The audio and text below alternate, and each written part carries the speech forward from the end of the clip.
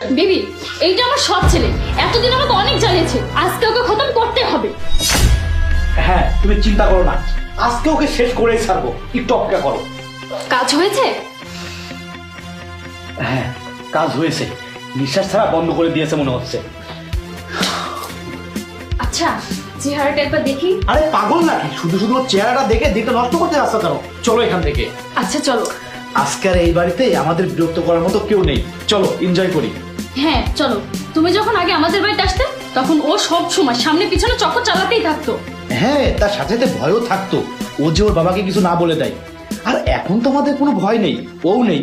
হ্যাঁ, আজ থেকে আমরা একদম রিল্যাক্স। আজকে যদি ওর বাবা এসে জিজ্ঞাসা করে যে নীরবের কি হয়েছে, আমি তো সোজাসুজি বলবো আমি আমার রুমে ছিলাম, জানি না কি হয়েছে, শেষ হয়ে যাবে। চলো আমরা বাইরে গিয়ে চিল করি। চলো বাইরে থেকে ঘুরে আসি, তাহলে সব ঝামেলা মুক্ত। চলো। ভাগ্য ভালো যে ওই সাইডে পা দিয়ে শুয়েছিলাম, নাহলে তো আমাকে শেষ করে ফেলতো। আমাকে মারার জন্য সুন্দর প্ল্যান করেছিল, আজকে তো আমাকে মেরেই ফেলতো। ভিডিও যখন বানিয়ে ফেলেছে, বাবাকে তাড়াতাড়ি বাসায় ডেকে নি।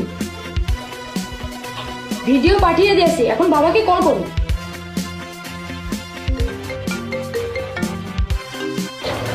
হ্যালো। হ্যালো বাবা, তুমি তাড়াতাড়ি বাড়িতে আসো। কেন বাবা, বাড়িতে যাবো কেন? কি হয়েছে? বাবা, আমি তোমাকে একটা ভিডিও পাঠিয়েছি, ওই ভিডিওটা তাড়াতাড়ি দেখো। তুমি আমাকে ভিডিও পাঠিয়েছো? আচ্ছা ঠিক আছে, দাঁড়াও আমি দেখছি। হ্যাঁ?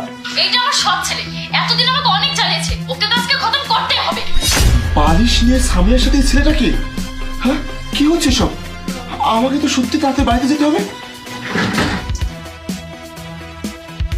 হে আল্লাহ, বাবা কখন আসবে? ভাগ্য ভালো যে আমি একবার বেঁচে গিয়েছি। ওরা যদি এসে দেখে আমি মরিনি, বেঁচে আছি, ওরা তো আবার আমাকে মারার চেষ্টা করবে। যাই তো দেখি ওরা কি প্ল্যান করছে।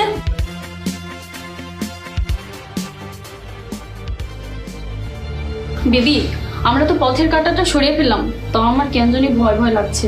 ওর বাবা যদি কোনো মতো আমাকে সন্দেহ করে, ওর বাবা তো জানে এই বাড়িতে আমি ছাড়া আর কেউ থাকে না, বাইরে থেকে কেউ আসেই না, আর ও তো জানে না যে তুমি আসো। হ্যাঁ, তুমি ঠিকই বলছো, কিন্তু তুমি ভয় পেও না, আমি তোমাকে যা যা বলছি তুমি তাই তাই করবে, ঠিক আছে?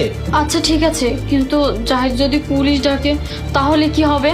পুলিশ তো পুরো ইনভেস্টিগেশন শুরু করবে, তখন তো জানতে পারবে যে কিভাবে মারা গেল, আর বালিশ চাপা দিয়ে মারা হয়েছে, আর তোমার তো পুরো ফিঙ্গারপ্রিন্ট ওখানে লেগে আছে।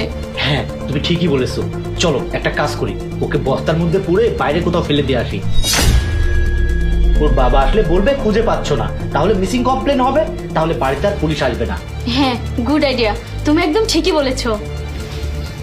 আরে এরা তো আমাকে বস্তায় পুড়িয়ে বাইরে ফেলে আসার কথা বলছে, এখনো তো বাবা আসলো না, এখন আমার কি হবে?